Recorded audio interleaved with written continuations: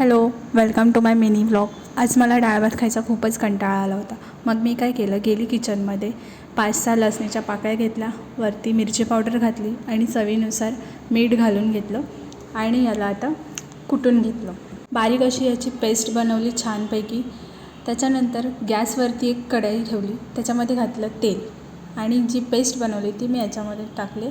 त्याला आता 2-3 मिनटं छान असं परतवून घेतलं आणि ते वाटीभर घेतलं आहे मी भात, शिजवलेला भात घेतला आहे. तर ह्याला परतून घेतल्यानंतर मी त्याच्यामध्ये छान शिजवलेला भात घातला आहे आणि मस्तपैकी एकजीव केलं.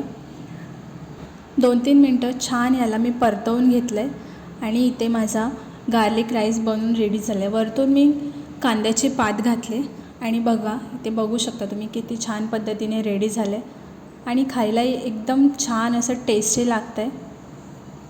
तुम्ही हे ट्राय करून नक्की बघा. Bye bye.